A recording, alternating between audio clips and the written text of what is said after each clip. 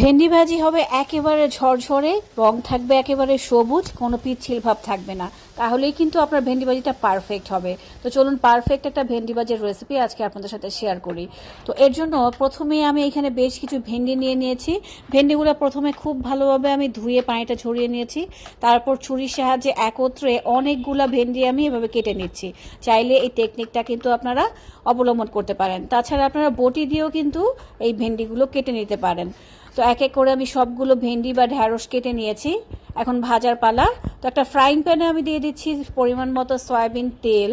তেলটা কিছুটা গরম হয়ে আসার পর এখানে আমি দিয়ে দিচ্ছি পেঁয়াজ কুচি আর হচ্ছে রসুন কুচি। এখন পেঁয়াজ আর রসুনটা আমি কিছুক্ষণের জন্য খুব ভালোভাবে ভেজে নিচ্ছি। ভাজতে ভাজতে যখন দেখবেন হালকা গোল্ডেন কালার চলে এসেছে, ওই মুহূর্তে কেটে নেওয়া ভেন্ডিগুলো এখানে দিয়ে দেবেন। তো আমি দিয়ে দিচ্ছি। সেই সাথে এখানে বেশ কিছু কেটে রাখার পেঁয়াজ আর হচ্ছে ফালি করে কাটা কাঁচামরিচ অ্যাড করে দিচ্ছি। আর স্বাদ অনুযায়ী দিয়ে দিচ্ছি লবণ। এখন সবকিছু একটা খুন্তির সাহায্যে খুব ভালোভাবে মিলিয়ে নিচ্ছি।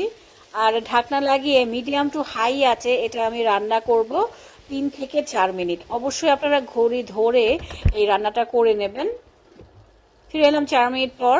এই মুহূর্তে এই ভেন্ডিগুলো প্রপারলি সেদ্ধ হয়ে গেছে, কিন্তু দেখতেই পাচ্ছেন একটা বেজল বেজল ভাব আছে। তো এটাও চলে যাবে। এই মুহূর্তে চুলার আঁচ একেবারে হাইয়ে রেখে এটা ভেজে নিয়েছি। ঝটপট কিন্তু আমাদের মজাদার পারফেক্ট ভেন্ডি ভাজি তৈরি হয়ে গেছে।